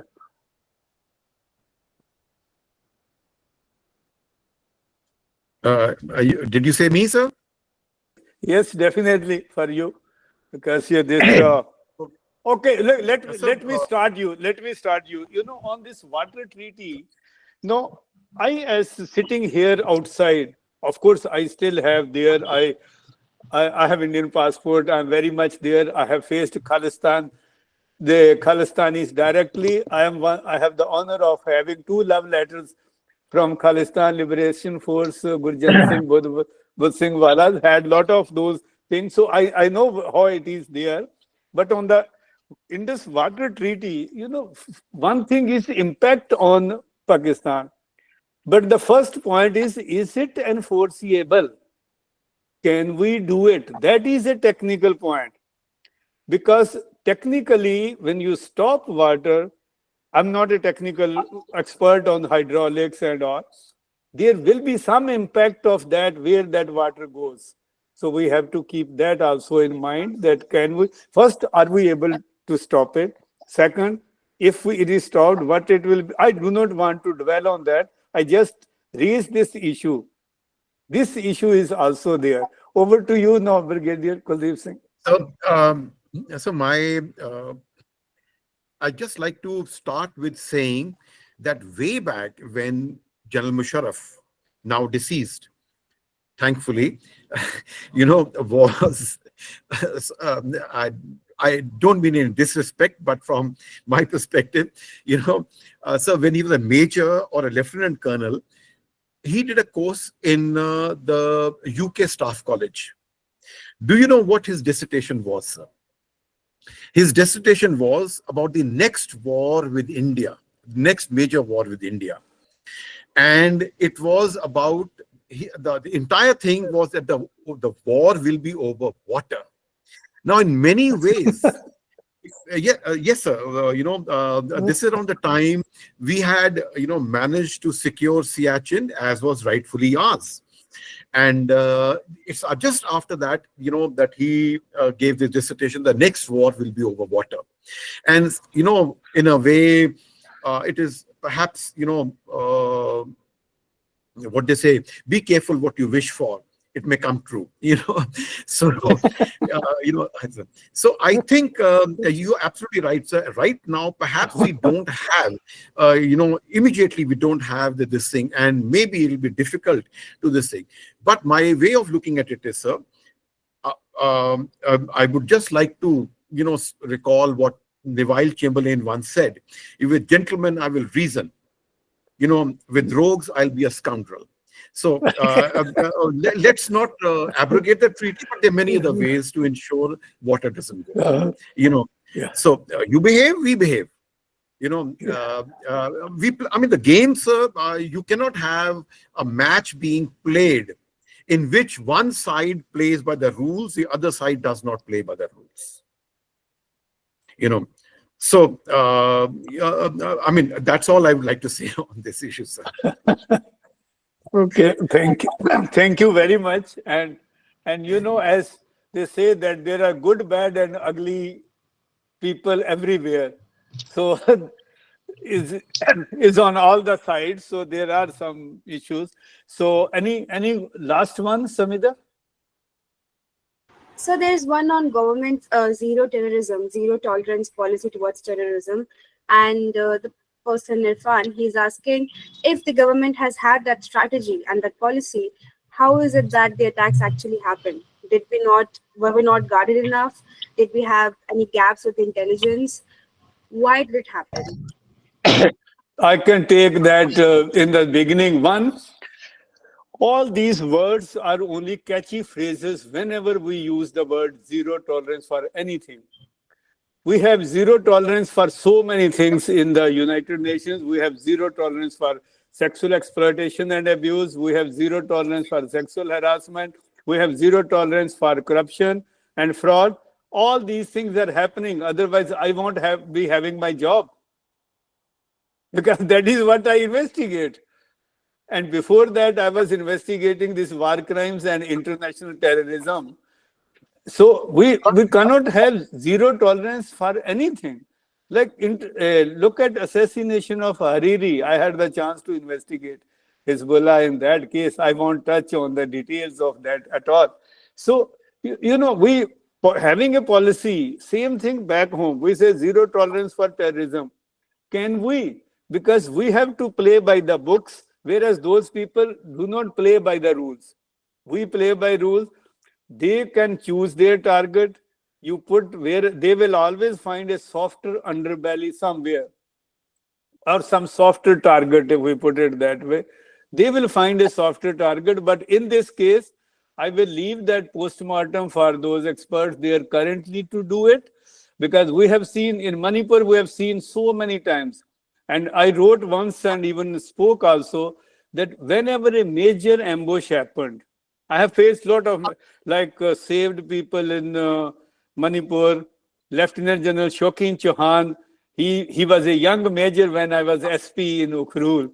Way back in 92, he was in my district. His battalion got ambushed and I was the first one to rush there, rescue those injured people, and even gave little support to their commanding officer that in front of the boys you should look strong and all that we are doing. And after every incident we send a message. I'm coming to the real response. After every major incident we send lessons learned. Why it happened, we did not do this thing, we did not do this thing.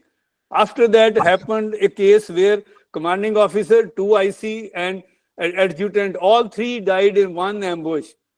How it is possible? Because CO and 2 IC should never travel in one vehicle in that area, but they were traveling in one vehicle. So there are so many things.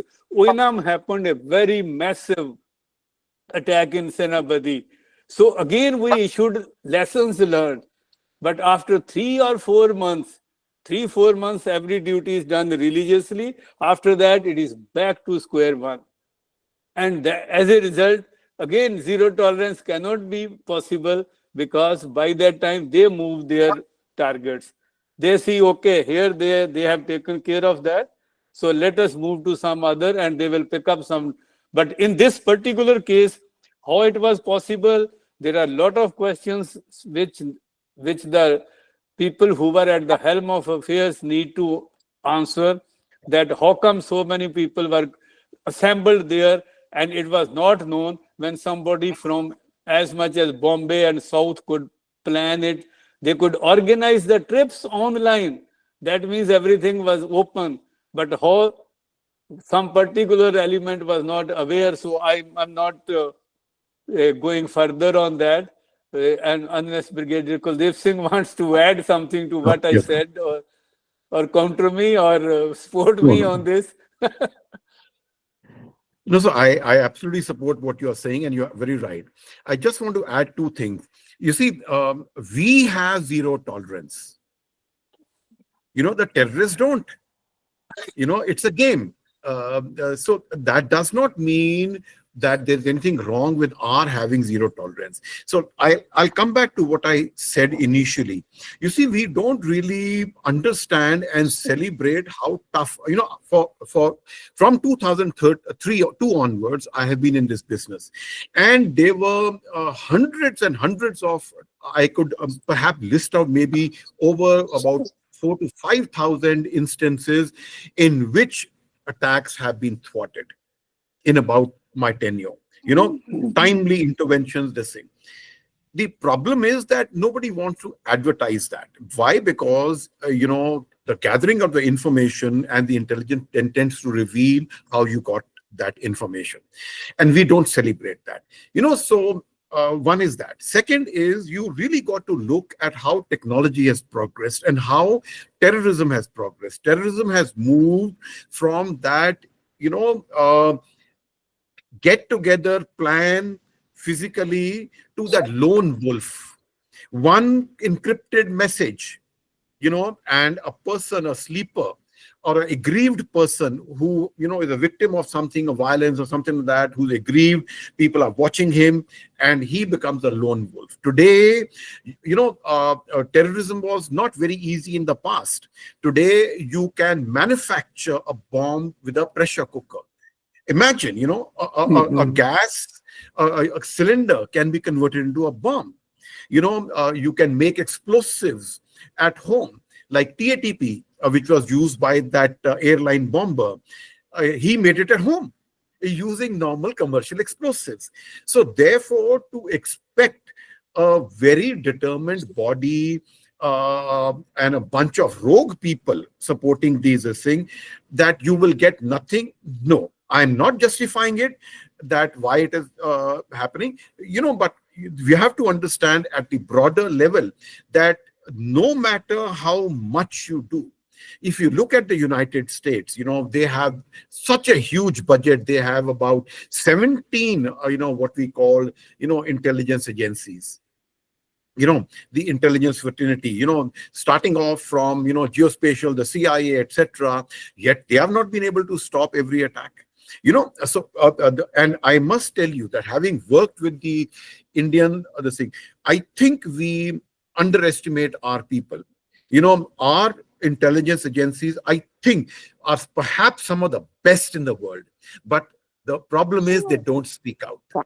They don't go around touting, and they're one of the most professional agencies. Their job is to protect. And they do that with a great amount of vigor, dedication, and motivation. And they do their job very quietly. So that's, I wonder, say, if you agree Thank with you. me on that. No, thank you, Brigadier Kuldip Singh. I fully agree with that. But the only thing is, there is we have to finish, but they say always you do whatever good you do, but there is always a dirty mug in the room, dirty coffee mug in the room that will draw the attention of people. So rest of the clean room, people do not look at that. So of course it will continue, but if we can reduce some and we can prevent some, I fully agree with you. We have successfully prevented a lot of those things. We don't talk because then it gives away. And what is required is intelligence. We need timely intelligence, because unlike French wine, intelligence does not get better with age. Yes, absolutely, sir. So we have to get timely, because many times the intelligence comes to us. Yes, it comes, but it says last week they were here. What do we do with that? We need intelligence where they are going. So sometimes it happens. Those are all, every issue has got its own challenges. But with this, I think we should close. Thank you very much to all those who spoke. Excellent. I think everyone had much more to say, but we have to keep that time. And back to you, Samida, for closing. Okay. Thank you, sir. Again, thank you, Mr. Harjit, Sandhu. Thank you, Brigadier Kuldip Singh. It was really a captivating conversation and a question and answer session as well. Thank you to all the guests, and thank you to all the participants. Kindly tune in tomorrow for the second day of the conference.